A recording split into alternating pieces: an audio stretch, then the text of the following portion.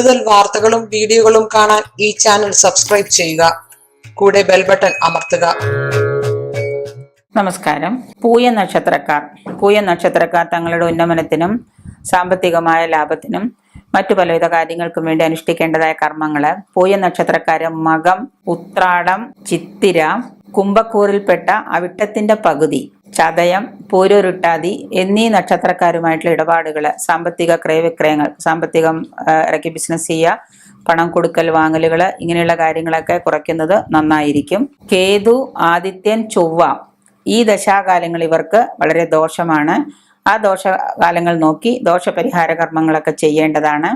അതിനുള്ള പരിഹാര മാർഗങ്ങൾ എന്തൊക്കെയാണോന്ന് നോക്കി അത് ചെയ്യുക. പൂയം, അനിഴം, ഉത്രട്ടാതി നക്ഷത്രങ്ങൾ വരുന്ന ദിവസങ്ങളില് ക്ഷേത്ര ദർശനം നടത്തുക. ശനീശ്വര പൂജ നിത്യവും അനുഷ്ഠിക്കുന്നതും ശനീശ്വര നാമം ജപങ്ങൾ ചെയ്യുന്നതും സ്തോത്രങ്ങൾ ജപിക്കുന്നതും ഒക്കെ നല്ലതാണ്. പൂയവും ശനിയാഴ്ചയാണെങ്കിൽ അന്ന് പൂയ നക്ഷത്രമാണെങ്കിൽ ഇത് രണ്ടും ചേർന്ന് വരുന്ന ദിവസം പ്രത്യേക പൂജകൾ ചെയ്യുന്നത് നല്ലതാണ്. വ്രതാനുഷ്ഠാനത്തോടുകൂടി അന്ന് തന്നെ നിങ്ങൾ ശാസ്താവിന്റെ അമ്പലത്തിൽ, ശനിയാഴ്ചയും പൂയ നക്ഷത്രവും വരികയാണെങ്കിൽ അന്ന് ശാസ്താവിന്റെ അമ്പലത്തിൽ ശാസ്ത ക്ഷേത്ര ദർശനം നടത്തുക. ശാസ്താവിന് വേണ്ട വഴിപാടുകളൊക്കെ ചെയ്യുക. അത് നിങ്ങളുടെ ഈ ദോഷങ്ങൾ കുറയ്ക്കാൻ നല്ലതാണ്.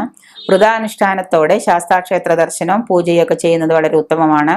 പൗർണമി ദിനങ്ങളിലും മകരത്തിലെ പൗർണമിയിലും പ്രത്യേകിച്ച് ദുർഗാ പൂജയൊക്കെ നടത്തുന്നത് നല്ലതാണ്.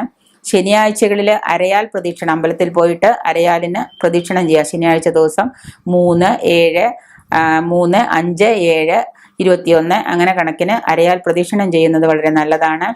കറുപ്പ്, നീല, വെള്ള ഈ 3 നിറങ്ങളും ഈ പൂയ നക്ഷത്രക്കാർക്ക് നല്ല കളറാണ്. അത് ധരിക്കുന്നതും അത് ഏതെങ്കിലും നല്ല കാര്യത്തിന് പോകുമ്പോൾ ഉപയോഗിക്കുന്നതും ഒക്കെ വളരെ നല്ലതാണ്. വസ്ത്രം പൂർണ്ണമായിട്ട് കറുപ്പ് ധരിക്കാൻ പറ്റുന്നില്ലെങ്കിൽ ഏതെങ്കിലും കറുപ്പ് കളറുള്ള വസ്ത്രം മിക്സ് ചെയ്തൊരു പാൻറ്റോ അല്ലെങ്കിൽ കറുപ്പ് ബ്ലൗസോ അങ്ങനെ എന്തെങ്കിലുമൊക്കെ ധരിക്കുക. അല്ലെങ്കിൽ അതുമായിട്ടുള്ള ബന്ധപ്പെട്ട പല ടർക്കി അല്ലെങ്കിൽ എന്തെങ്കിലും ഒരു ടവലെങ്കിലും നിങ്ങളുടെ കയ്യിൽ കരുതുന്നത് നല്ലതാണ്.